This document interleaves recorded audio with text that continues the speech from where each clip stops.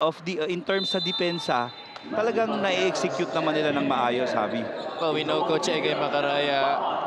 You know Coach Egay Macaraya, what his capabilities are as a head coach. Samahan pa dyan si Coach Bong Ramos as Quezon City is off to a good start here. They get the opening tip and the first basket courtesy of Rin William Bing. Oo. About how excited he is for the arrival of Rudy Linganay today. Another weapon in the backcourt. He won't be playing yet, but will definitely be part of Mindoro. Javi, Coach Louie. Thank you so much, Mika. Pero Pag nag-retire, most likely talaga na mapupunta sa ganitong trabaho. I had no doubt about it. Talagang yan ang tama route through and through. Rims out. Ballesteros gets it. Jesalem, top of the circle.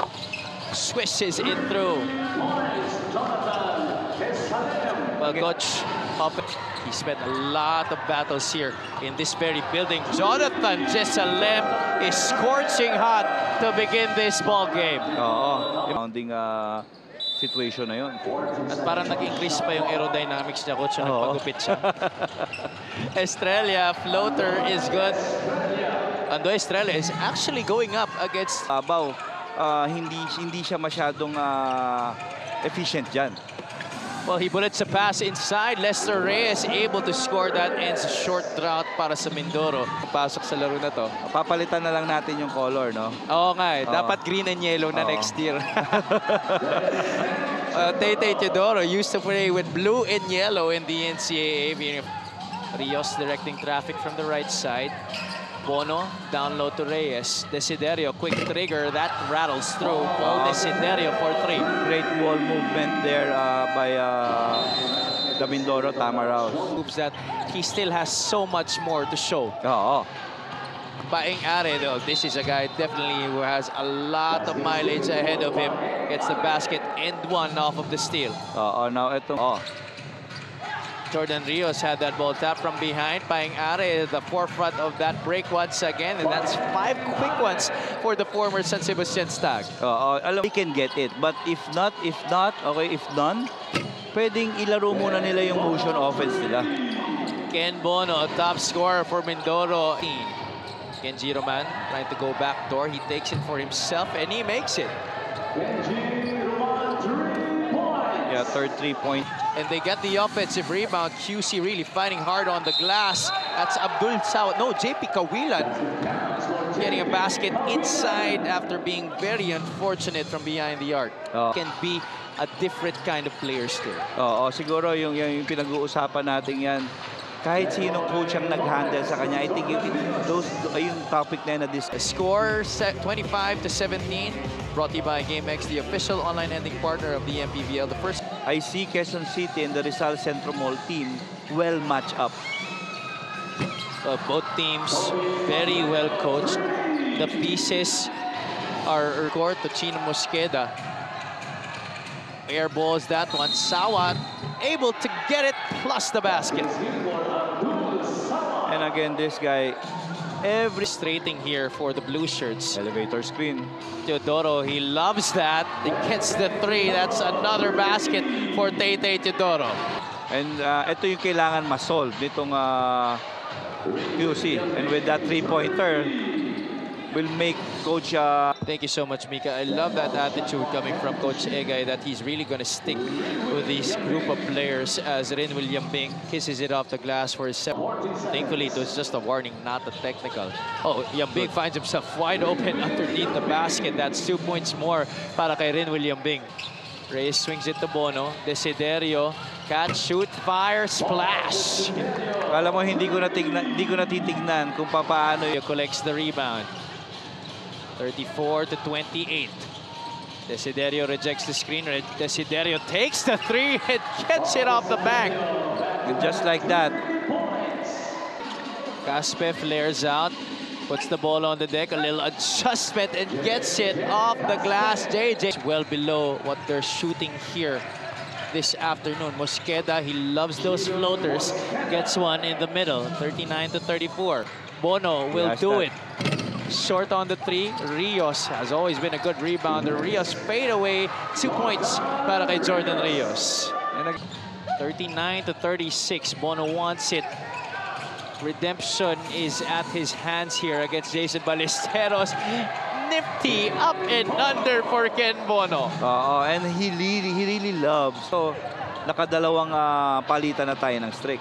O kaya lang hindi magko-continue yung streak na yun para sa Mindoro. They turn it over, leading to that Tibayan score on the break. Once again, Mindoro, the final score at the end of the first half is 42-39. This is brought to you by GameX. The 9 is the score. We now begin the third quarter of play. Jesalem starts from where he left off in that first half.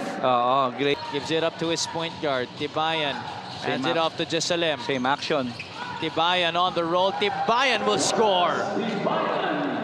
Again, attacking the pick. However, that shot still not dropping yet para sa kanya. Yambing ahead of the back. Yambing on the reverse. Basket and one for Renwell Yambing. Great runs. On the roll. Here comes Quezon City once again. Fast break opportunity made very well by Jonas Tibayan. And talagang literal na si Coach Egay Bacaraya ang nakadiscover dito kay William Bing. Mendoro backs down. Jesalem is right there with him. Teodoro free for three. Yeah, too open there for Tete Teodoro. Again, 25 from downtown. Are for the answer. That's nothing but bottom for Michael Are. And fouls, walang baskets. Under 4 minutes to play here. Paeng Are bails them out with a jumper on the baseline. Estrella had a few moments in the first half. Let's see if he can continue that here in the third quarter, especially with them being down. Teodoro will take it near the logo. Tete Teodoro, my goodness gracious. Alam mo, tinignan niya lang kung saan nakatingin si JP Kawilan eh. Hand off to Mosqueda. Mosqueda, short jumper is good from the elbow. But saves it on the floor. Now it's with Mosqueda. He leaves it Paeng Are unbothered underneath. Unselfish basketball. Si Pableo. Both teams in the penalty. Could be the last shot here for Mindoro. Bono cashes it from the outside. 4 seconds left. Are from mid-court. Way off the mark there para kay Paeng Are. No. 62-53. This end of third quarter score is brought to you by GameX, the official online ending partner of the MPBL. Ito sa laro na to.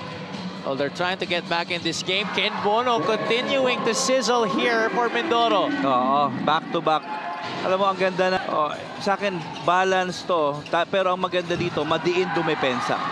And again, Rodel Vaigan, scoring is first. Ang pinakamagandang na ginawa ng Mindoro right now, right before that basket by Paeng Are, is yung nagkaroon na ng balance. Expect the other team to just miss. You're gonna have to play defense, just like on that play where once again there has been no rim protection para sa Mindoro. Score on the inside, but it's been the activity of Quezon City really dominating this game.